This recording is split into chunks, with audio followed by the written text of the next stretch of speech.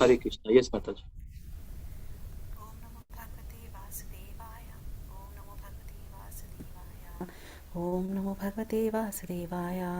प्रचोदितायेन पुरा सरस्वती वितन्वताजस्य सन्ति समृद्धिहति सवलक्षणा प्रादुर्भूत किलासयतः स मे ऋषीणां ऋषभः प्रसीदताम्। शब्दार्थ: प्रचोदिता प्रेरित ये जिसके द्वारा पूरा सृष्टि के प्रारंभ में सरस्वती विद्या की देवी वितन्वता विस्तारित अजस्य प्रथम जीव ब्रह्म का सतीम समृतम शक्तिशाली स्मरण शक्ति हृदय में सब अपना लक्षणा लक्षित प्रादुर्भूत उत्पन्न किया गया। किल मानो आस्यत मुँह से सह वह में मुझ पर ऋषि राम शिक्षकों का ऋषभ प्रमुख प्रसिद्धताम प्रसन्न हो, जिन्होंने सृष्टि के प्रारंभ में ब्रह्मा के हृदय में शक्तिशाली ज्ञान का विस्तार किया और सृष्टि तथा अपने विषय में पूर्ण ज्ञान की प्रेरणा दी, और जो ब्रह्मा के मुख से प्रकट हुए प्रतीत हुए वे भगवान मुझ पर प्रसन्न हो। तात्पर्य: हम पहले भी यह बता चुके हैं कि ब्रह्मा से लेकर शुद्ध चींटी तक सारे जीवों के परमात्मा रूप में भगवान प्रत्येक जीव को वांछित ज्ञान प्रदान करते हैं। प्रत्येक जीव भगवान से 64, मुझे हिंदी की काउंटिंग नहीं आती, के अनुपात में या पूर्ण ज्ञान का 78% अर्जित करने की क्षमता रखता है। चूँकि जीव भगवान का स्वाभाविक अंश मात्र है, अतएव वह भगवान के संपूर्ण ज्ञान को आत्मसात करने में असमर्थ होता है।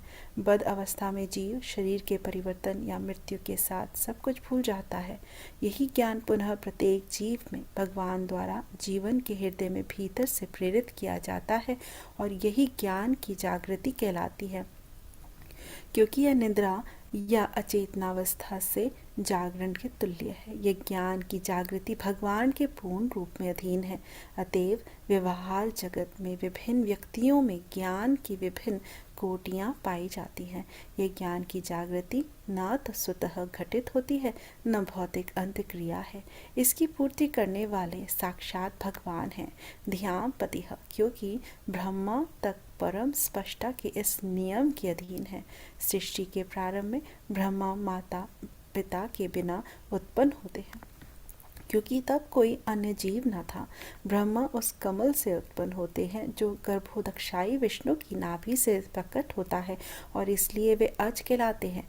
ये ब्रह्मा या अज भी भगवान के अंशरूप जीव हैं, लेकिन भगवान के परम पवित्र भक्त होने के नाते भगवान मुख सृष्टि कर लेने के बाद प्रकृति के द्वारा उन्हें सृष्टि करने की प्रेरणा देते हैं। अतएव ना तो प्रकृति ना ही ब्रह्म भगवान से स्वतंत्र है। भौतिक विज्ञानी प्रकृति की प्रतिक्रियाओं का अवलोकन ही कर सकते हैं। वे ऐसे कार्यकलापों के पीछे कार्यरत निर्देशन को नहीं समझ पाते, जिस तरह कि एक शिशु बिजली के करतब को तो देखता है, किंतु उसे बिजली घर के इंजीनियर का कोई ज्ञान नहीं होता।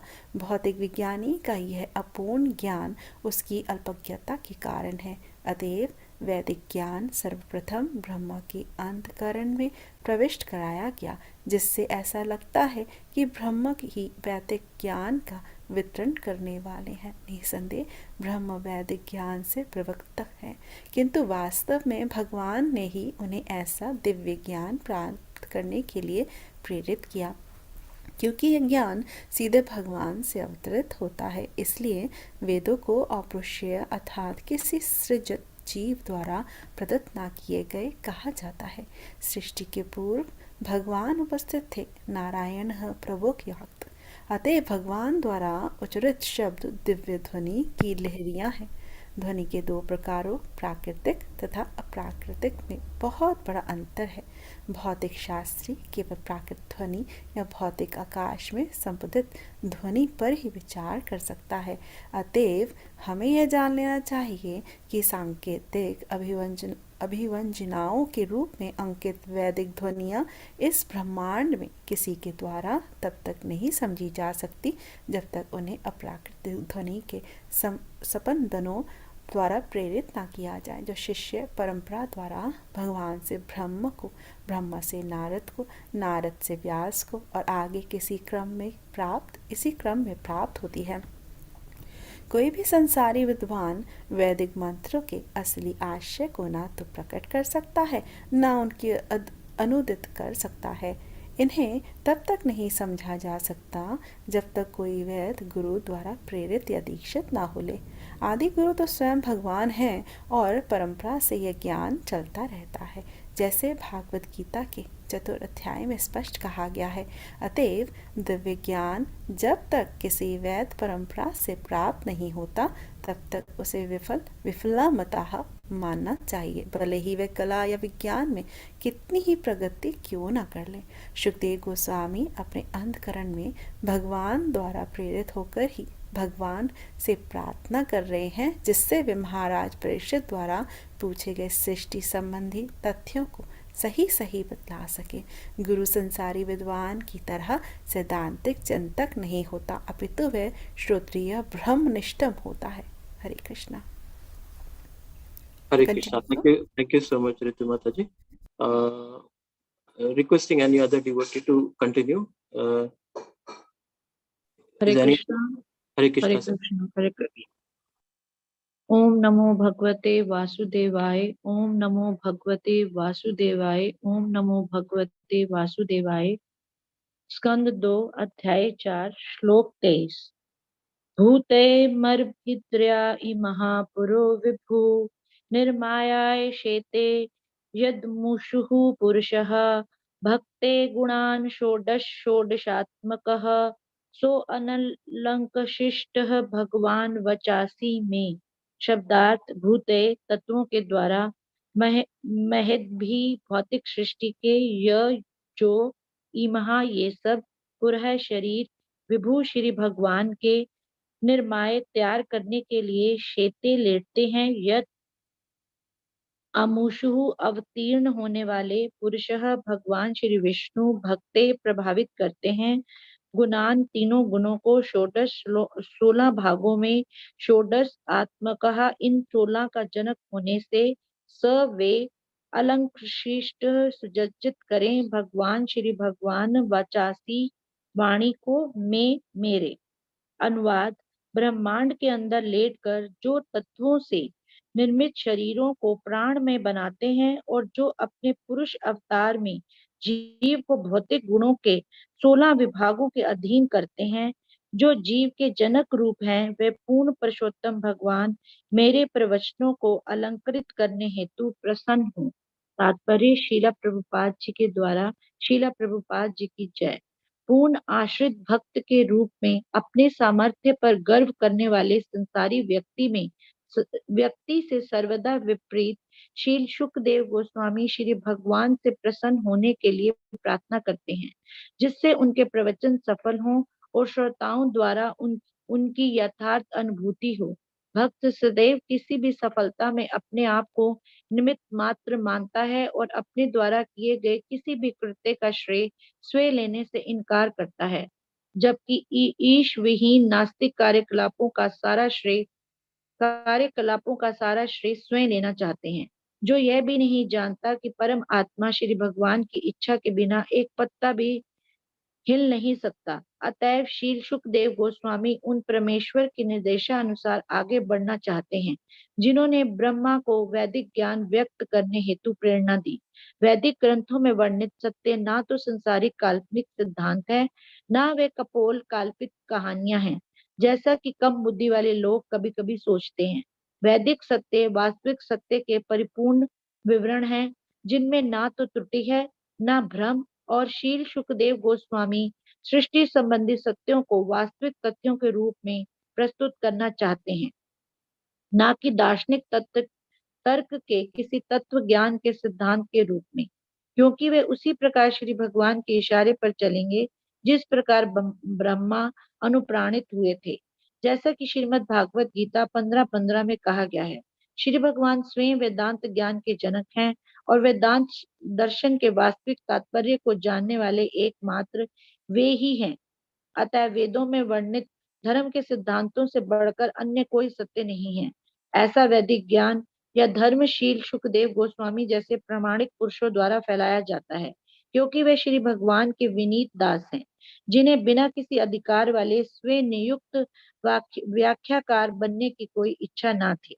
वैदिक ज्ञान की व्याख्या करने की यही विधि है जिसे परंपरा प्रणाली कहते हैं।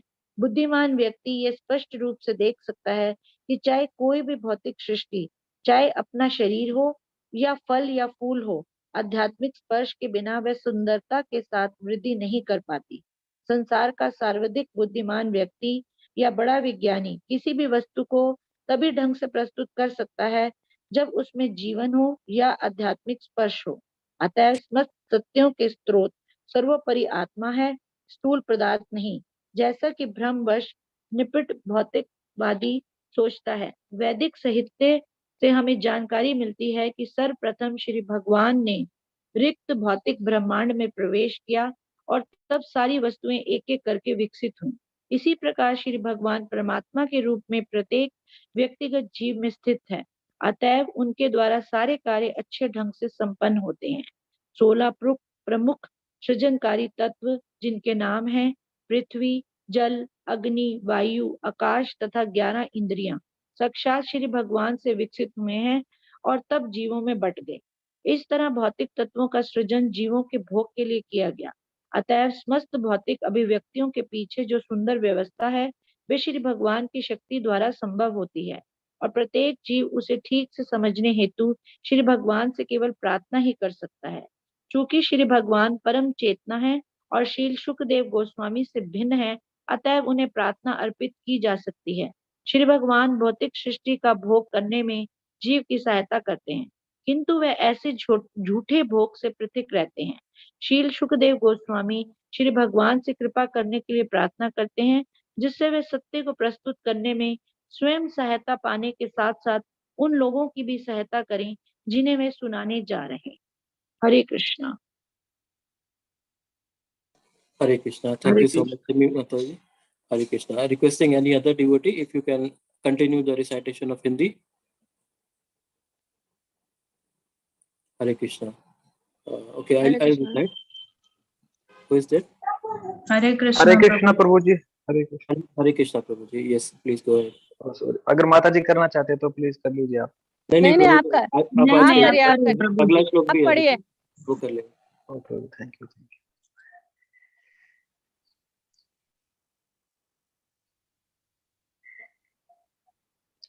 ओके प्रभु जी, जो ये सामने स्क्रीन पे यही पढ़ना है ना? जी जी। जी जी, थैंक यू। ओके। ओम नमो भगवते वासुदेवाय। ओम नमो भगवते वासुदेवाय। ओम नमो भगवते वासुदेवाय। हरे कृष्ण। नमः तस्मै वासुदेवाय वेदसे पपुः ज्ञानम अयम सौम्या यत मुख अंबुरुः आसवम। शब्दार्थ: नमः मेरा नमस्कार है तस्मै उस भगवते भगवान को, वासुदेवाय वासुदेव या उनके अवतारों को, वेद से वैदिक ग्रंथों के संकलन करता, पपुह पान किया गया, ज्ञानम ज्ञान, अयम यह वैदिक ज्ञान, सौम्या भक्तगण विशेष रूप से भगवान कृष्ण की प्रेमिकाएं, यत जिनके मुख अंबुरूह कमल सदृश मुख का, आस्वम अमृत। अनुवाद: मैं साक्षात वासुदेव के अवतार उन श्रील व्यासदेव को सादर नमस्कार करता हूँ, जिन्होंने वैदिक शास्त्रों का संकलन किया। शुद्ध भक्तगण भगवान के कमल सदृश मुख से टपकते हुए अमृतोपम दिव्य ज्ञान का पान करते हैं। तात्पर्य: श्रील प्रभुपाद जी के द्वारा। श्रील प्रभुपाद की जय। वेद से शब्द की व्याख्या करते हुए श्रील श्रीधर स्वामी ने टीका की है कि इस शब्द द्वारा श्रील व्यास देव को सादर नमस्कार किया गया है, जो वासुदेव के अवतार हैं। श्रील जीव गोस्वामी ने इसे स्वीकार किया है, लेकिन श्रील विश्वनाथ चक्रवर्ती ठाकुर एकदम आगे हैं कि भगवान कृष्ण के मुख से टपकता अमृत उनकी विभिन्न प्रेमिकाओं के मुख में चला जाता है, जिससे वे संगीत, नृत्य, वेश सज्जा, अलंकरण जैसी ललित कलाएं एवं वे सारी बातें जानती हैं जो भगवान को आस्वाद्य हैं। भगवान द्वारा आस्वाद्य ऐसा संगीत, नृत्य तथा अलंकरण संसारी नहीं होता, क्योंकि भगवान को प्रारंभ में ही परम अर्थात दिव्य कहकर संबोधित किया गया है। भुलक्कड़ बद्ध जीवों को यह दिव्य ज्ञान अज्ञात है। भगवान के अवतार श्री व्यास देव ने वैदिक साहित्य का इसलिए संकलन किया जिससे बद्ध जीव भगवान के साथ अपने विसरे हुए संबंधों को फिर से स्मरण कर सके। अतएव मनुष्य को चाहिए कि वह वैदिक शास्त्रों को या कहें कि माधुर्य रस में भगवान द्वारा अपनी प्रेमिकाओं को किए गए अमृत दान को समझने के लिए व्यासदेव या शुकदेव के कमल मुख से सुने। दिव्य ज्ञान के क्रमिक विकास द्वारा मनुष्य संगीत तथा नृत्य की उस दिव्य कला को प्राप्त हो सकता है जिसे भगवान ने अपनी रासलीला के समय प्रदर्शित किया। लेकिन वैदिक ज्ञान के अभाव में भगवान के रास नृत्य तथा संगीत की दिव्य प्रकृति को समझ पाना कठिन है। किंतु भगवान के शुद्ध भक्त इस अमृत का आस्वादन अगाध दार्शनिक वार्ताओं के रूप में तथा रास नृत्य में भगवान द्वारा चुंबन के रूप में करते हैं, क्योंकि इन दोनों में कोई भौतिक अंतर नहीं है। Hare Krishna. Hare Krishna. Thank you so much. Thank you so much. Hare Krishna. Hare Krishna. Requesting any other devotee to recite verse number 25. Hare Krishna. Hare Krishna Mataji. एतदेवात्मं भूराजन् नारदाय विपृच्छते वेदगर्भो अभ्यधात् साक्षात् यदा हरिरात्मना। एतत् इस विषय में एव इसी तरह आत्मभू प्रथम जन्म ब्रह्मा जी राजन, हे राजा नारदाय नारद मुनि से विपृच्छते पूछा जाकर वेद गर्भ जन्म से ही वैदिक ज्ञान से संप्रक्त जो अभ्यदात बतलाया साक्षात प्रत्यक्ष यत आह उसने जो कहा हरि भगवान आत्मना अपने से ब्रह्मा से। हे राजा नारद द्वारा पूछे जाने पर प्रथम जन्मा ब्रह्मा जी ने इस विषय में ठीक वही बात बतलाई जो भगवान ने अपने पुत्र ब्रह्मा से प्रत्यक्ष कही थी, जो जन्म से ही वैदिक ज्ञान से संपृक्त थे। तात्पर्य जो ही विष्णु के नाभि कमल से ब्रह्मा का जन्म हुआ वे वैदिक ज्ञान से संपृक्त थे, अतः वे वेद गर्भ या जन्म से वेदांती कहलाते हैं। वैदिक ज्ञान के या पूर्ण अच्युत ज्ञान के बिना कोई भी सृष्टि नहीं कर सकता। सारा वैज्ञानिक ज्ञान तथा पूर्ण ज्ञान वैदिक है। वेदों से सभी तरह की जानकारी प्राप्त की जा सकती है, इसलिए ब्रह्मा जी परिपूर्ण ज्ञान से संपृक्त थे जिससे वे सृष्टि करने में समर्थ हो सके। अतः ब्रह्मा जी सृष्टि के पूर्ण विवरण से अवगत थे, क्योंकि भगवान हरि ने उनसे इससे अवगत कराया था। जब नारद ने ब्रह्मा जी से जिज्ञासा की तो उन्होंने नारद को ठीक उसी तरह सुनाया जैसा उन्होंने साक्षात भगवान से सुना था। नारद ने ठीक यही बात व्यास को बतलाई और व्यास ने भी सुखदेव गोस्वामी को उसी रूप में सुनाया जिस तरह उन्होंने नारद से सुन रखा था। सुखदेव गोस्वामी ने वही बातें अब सुनाने जा रहे थे जिन्हें उन्होंने व्यास से सुना था। वैदिक ज्ञान को समझने की यही विधि है। केवल उपयुक्त परंपरा द्वारा ही वेदों की भाषा समझी जा सकती है, अन्यथा नहीं। सिद्धांतों का कोई लाभ होने वाला नहीं, ज्ञान को वास्तविक होना चाहिए। बहुत सी ऐसी बातें हैं जो जटिल होती हैं और उन्हें तब तक नहीं समझ पाता जब तक वे किसी ज्ञाता द्वारा ना बतलाई जाए। वैदिक ज्ञान को जानना भी कठिन है, उससे उपयुक्त प्रणाली से सीखना चाहिए, अन्यथा वह समझ में नहीं आता। अतएव सुखदेव गोस्वामी ने भगवान से कृपा करने के लिए प्रार्थना की जिससे वे उनके द्वारा ब्रह्मा को प्रत्यक्ष कहे गए संदेश को या ब्रह्मा ने जो कुछ नारद से कहा उसे दोहरा सके। अतएव सुखदेव गोस्वामी द्वारा वर्णित सृष्टि विषय कथन सैद्धांतिक नहीं है जैसा कि कुछ संसारी कहते हैं, अपितु पूर्ण रूप से सत्य है।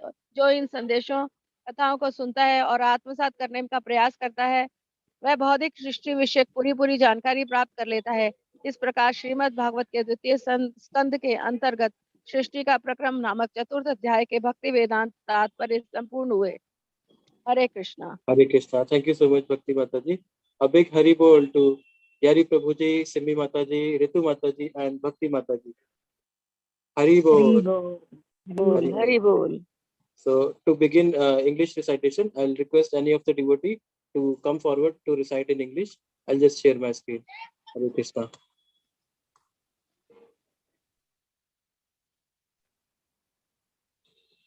Hare Krishna. Any devotee would like to recite in English? Hare Krishna, Prabhuji. Ji Mataji.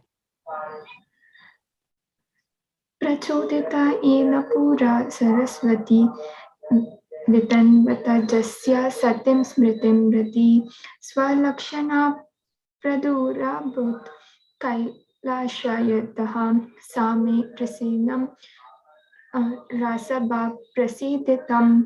Synonyms: prachodita, inspired; ena, by whom; pura, in the beginning of creation; saraswati, the goddesses of learning; vitanvata, amplified; ajasya, of Brahma, the first created living being; satim smritim, potent memory; riddhi, in the art; swa, in his own; lakshana, aiming at; pradurbhut, was generated; khila, as if; asyatha, from the mouth; sa, he, me, onto me; rishnam, of the teachers; rishabha, the chief; prasidatham, be pleased. Translation: May the Lord, who in the beginning of the creation amplified the potent knowledge of Brahma from within his heart and inspired him with full knowledge of creation and of his own self, and who appeared to be generated from the mouth of Brahma, be pleased with me.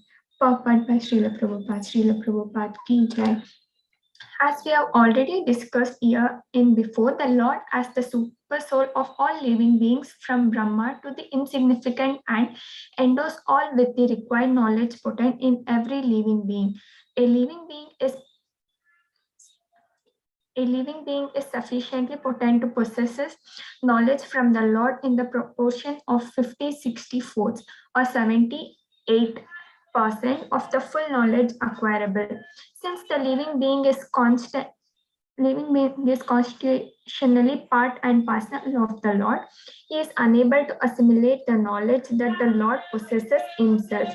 In the conditioned state, the living being is subject to forgetting everything after a change of body, known as death. This potent knowledge is again inspired by the Lord from within the heart of every living being, and it is known as the awakening of knowledge.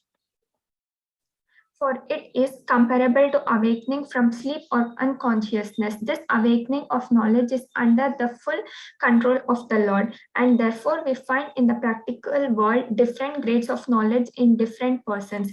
This awakening of knowledge is neither an automatic nor a material interaction. The supply source is the Lord himself. Diyam Pati. For even Brahma is also subject to this regulation of the Supreme Creator. In the beginning of the creation, Brahma is born first without any father and mother, because before Brahma there were no other living beings. Brahma is born from the lotus, which grows from the abdomen of the Garbhodaka Vishnu, and therefore he is known as Aja. The Brahma or Aja is also a living being, part and parcel of the Lord, but being the most pious devotee of the Lord, Brahma is inspired by the Lord to create subsequent to the main creation by the Lord through the agency of material nature. Therefore, neither the material nature nor Brahma is independent of the Lord. The material scientist can merely observe the reactions of the material nature without understanding the direction behind such activities, such as child can see the action of electricity without any knowledge of the powerhouse engineer. This imperfect knowledge of the material scientist is due to the poor fund of knowledge. The Vedic knowledge was therefore first impregnated with Brahma, and it appears that Brahma distributed the Vedic knowledge. Brahma is undoubtedly the speaker of the Vedic knowledge, but actually he was inspired by the Lord to receive such transcendental knowledge. As it directly descends from the Lord, the Vedas are therefore called Apurusheya, or not imparted by any created being. Before the creation of the Lord was there, Narayano Paroyakat, and therefore the words spoken by the Lord are vibrations of transcendental sound. There is a gulf of difference between the two qualities of sound, namely Prakrita and Aprakrita.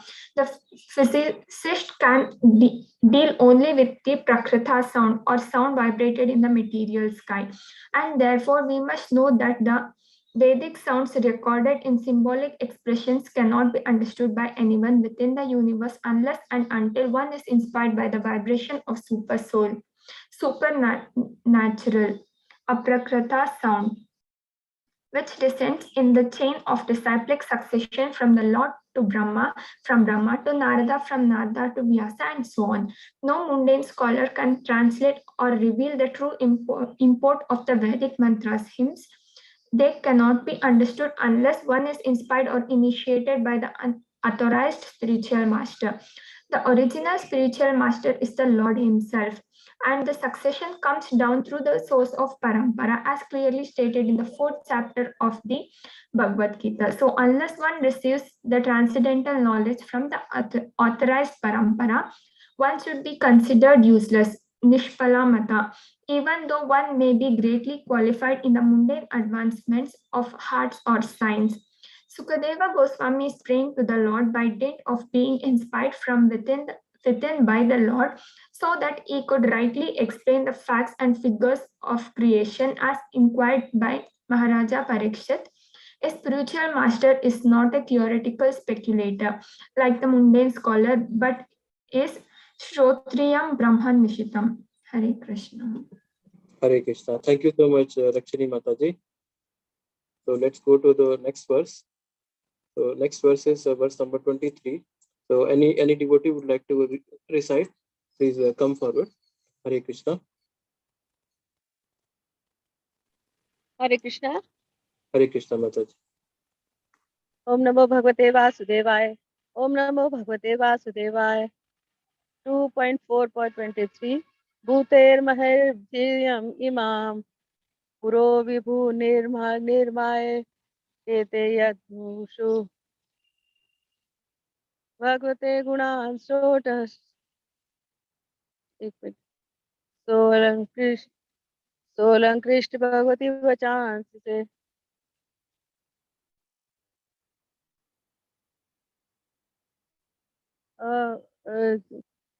Bhuta by the elements Mahabhin of the material creation, Ya, He who, Ima, all these Puro bodies, Vibha of the Lord, Nirmaya for being set up, Sete lie down, Yat Amasha one who incarnated, Purusha Lord Vishnu, Bhukte causes to the subject, Gund Gunan the three modes of the nature, Sulasa in 16 division, Sudasa at making, being the generator of these 16, Sahi Alankriste may decorate, Bhagavada the personality of Godhead, Vamansi statements, me, mine. Translation. May the Supreme Personality of Godhead, who enlives the materially created bodies of the elements by lying down within the universe, and who in his Purusa incarnation causes the living being to be subjected to the 16 division of the material bodies, which are his generator. Be pleased to decorate my statement. Purport. As the fully dependent devotee, Sukadeva Goswami, unlike the mundane man who is proud of his own capability, invokes the pleasure of the personality of Godhead so that his statement may be successful and be appreciated by the hearers. The devotee always thinks of himself as instrumental for anything successfully carried out, and he declines to take credit of anything done by himself, unless um, the God himself, godless atheist, wants to take all the Supreme Spirit, the personality of Godhead, Sukadeva Goswami therefore wants to move by the direction of the Supreme Lord, who inspired Brahma to speak the Vedic wisdom. The truths declared to the truth described in the Vedic literature are not theories of mundane imagination, nor are they fiction, are the as the less intelligent class of men sometimes thinks. The Vedic truths are all perfect descriptions of the factual truth without any mistake or illusion. And Sukadeva Goswami wants to present the truths of the creation not as the metaphysical theory of the philosophical speculation, but as the actual facts and figures of the subjects, since he would be dictated by the Lord exactly in the same matter, and Brahmaji was inspired as stated in Bhagavad Gita 15:15. The Lord is himself the father of the Vedas knowledge, and it is only who and it is he only who knows the factual purport of the Vedanta philosophy. So there is no longer so there is no greater truth than the principles of the religion mentioned in the Vedas. Such Vedic knowledge or religious disseminated by the authorities like Sukadeva Goswami, because he is a humble devotional servitor of the Lord who has no desire to become self-appointed interpreter without authority.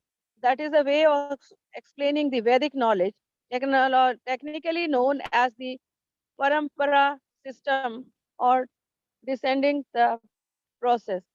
The intelligent man also can see without the Hare Krishna.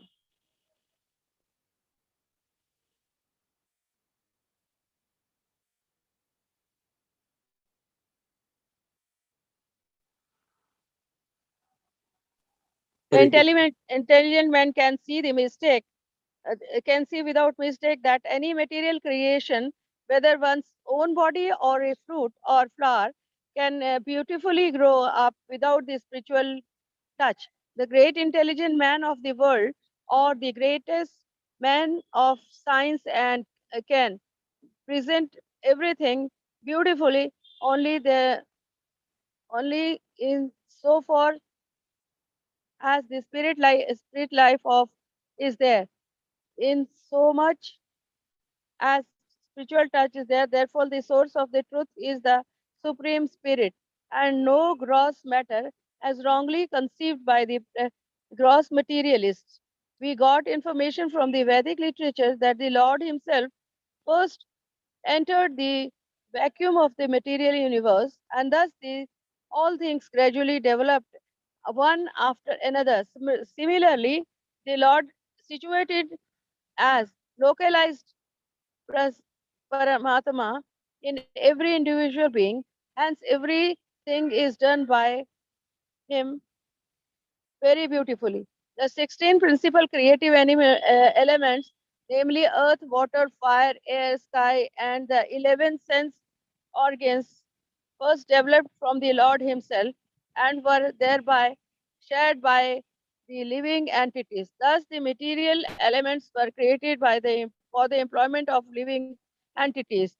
The beautiful arrangement behind all these material manifestations is therefore made possible by the energy of the Lord, and the individual living entity can only pray to the Lord to understand it properly.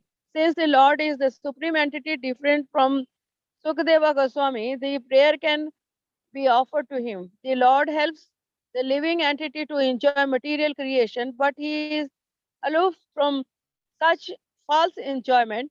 Sukadeva prays for the mercy of the Lord, not only for being helped personally in presenting the truth, but also for helping others to whom he would like to speak. Hare Hare Krishna. Krishna. Thank you so much, Bhakti Mataji. Very long purport. Hare Krishna. Requesting any devotee to recite verse number 24. Hare Krishna. Hare Krishna, Vinitra Mataji. Hare Krishna. Om Namo Bhagavate Vasudevaya. Namastasmai Bhagavate Vasudevaya Vedase Kapujnanamayam Somya Yenmukam Buruhasalam. Word to word meaning. Nama, my obeisances. Tasmai, unto him. Bhagavate, unto the personality of Godhead. Vasudevaya, unto Vasudeva or his incarnations. Vedase, the compiler of the Vedic literature. Papu, drunk. Jnanam, knowledge. I am this Vedic knowledge. Saumau, the devotee, especially the consorts of Lord Krishna, yet from whose Mukha Ambursa, the lotus-like mouth, Asavam, nectar from this mouth. Translation. I offer my respectful obeisances unto Srila Vyasadeva, the incarnation of Vasudeva, who complies the Vedic scriptures. The pure devotees drink up the nectarian transcendental knowledge dropping from the lotus-like mouth of the Lord. Perfect. Perfect by Srila Prabhupada. Srila Prabhupada ki jai. In pursuance of the specific utterance Vedase, or the compiler of the system of transcendental knowledge, Srila Sridhara Swami has commented that the respectful obeisances are offered to Srila Vyasadeva, who is the incarnation of Vasudeva. Srila Jiva Goswami has agreed to this, but Srila Vishwanatha Chakravarti Thakura has made a further advance, namely that the nectar from the mouth of Lord Krishna is transferred to his different consorts, and thus they learn the finer arts of music, dance, dressing, decorations, and all such things which are relished by the Lord. Such music, dance, and decorations enjoyed by the Lord are certainly not anything mundane, because the Lord is addressed in the very beginning as Para, or transcendental. This transcendental knowledge is unknown to the forgotten conditioned souls. Srila Vyasadeva, who is the incarnation of the Lord, thus compiled the Vedic literatures to revive the lost memory of the conditioned souls about their eternal relation with the Lord. One should therefore try to understand the Vedic scriptures, or the nectar transferred by the Lord to his consorts in the conjugal humor from the lotus-like mouth of Vyasadeva or Sukadeva. By gradual development of transcendental knowledge, one can rise to the stage of the transcendental arts of music and dance displayed by the Lord in his Rasa Leela. But without having the Vedic knowledge, one can hardly understand the transcendental nature of the Lord's rasa, dance, and music. The pure devotees of the Lord, however, can equally relish the nectar in the form of the profound philosophical discourses and in the form of kissing by the Lord in the Rasa Dasa, Rasa dance, as there is no mundane distinction between the two. Hare Krishna. Hare Krishna. Thank you so much, Vinitra Mataji. So we have one verse left. Hare Verse Krishna. number 25. Hare Krishna, Mataji. Hare Krishna. Om Namo Bhagavate Vasudevaya. एतदेवात्मभूराजन् नारदाय विपृच्छते वेदगर्भोऽभ्यदात् साक्षात् यदाह हरिरात्मनः. Synonyms. एतत्, on this matter. Eva, exactly. Atmabhiha, the firstborn, Brahmaji. Rajan, my dear king. Naradaya, unto Narad Muni, viprachate, having inquired about it from Vedagarbha, one who is impregnated from Vedic knowledge from birth. Abhyadat, apprised. Sakshat, directly. Yet aha, what he spoke. Hari, the Lord. Atmana, unto his own. Brahma. Translation. My dear King Brahma, the firstborn, on being questioned by Narada, exactly apprised him on this subject as it had been directly spoken by the Lord to his own son, who was impregnated with Vedic knowledge from his very birth. Purpose. As soon as Brahma was born of the abdominal lotus petals of Vishnu, he was impregnated with the Vedic knowledge, and therefore he is known as Vedagarbha, or a Vedantist from the embryo. Without Vedic knowledge or perfect infallible knowledge, no one can create anything. All scientific knowledge and perfect knowledge are Vedic. One can get all types of information from the Vedas, and as such, Brahma was impregnated with all perfect knowledge, so that it was possible for him to create. Thus, Brahma knew the perfect description of creation, as it was exactly apprised to him by the Supreme Lord Hari. Brahma, on being questioned by Narada, told Narad exactly what he exactly what he had heard directly from the Lord. Narad again told exactly the same thing to Vyasa, and Vyas also told Sukdev exactly what he heard from Narad. And Sukdev was going to repeat the same statements as he had heard them from Vyasa. This is the way of Vedic understanding. The language of the Vedas can be revealed only by the above mentioned disciplic succession and not otherwise. There is no use in theories. Knowledge must be factual. There are many things that are complicated and one cannot understand them unless they are explained by one who knows. The Vedic knowledge is also very difficult to know and must be learned by the above mentioned system, otherwise it is not at all understood. Sukdev Goswami therefore prayed for the mercy of the Lord so that he might be able to repeat the very same message that was spoken directly by the Lord to Brahma, or what was directly spoken by Brahma to Narad. Therefore, the statements of creation explained by Sukdev Goswami are not at all, as the mundaners suggest, theoretical, but are perfectly correct. One who hears these messages and tries to assimilate them gets perfect information of the material creation. Thus, end of the Bhakti Vedanta purpose of second canto, fourth chapter of Śrīmad-Bhāgavatam. That is the process of creation. Hare Krishna. Hare Krishna. Thank you so much, Archana Mataji. Hare Krishna. So a big Hari bol to Archana Mataji, Bhakti Mataji, Rakshini Mataji, and Vinitra Mataji for wonderful recitation and helping us out. Hare Krishna. So it's 8:33. So if any devotee would like to sing one bhajan, we can take that, or we will offer Vaishnava Pranam and conclude the session. Hare Krishna. So 10 seconds देते हैं, किसी को कोई भजन गाना है तो आप गा सकते हैं, अदरवाइज हम कंक्लूड करेंगे. हरे कृष्णा.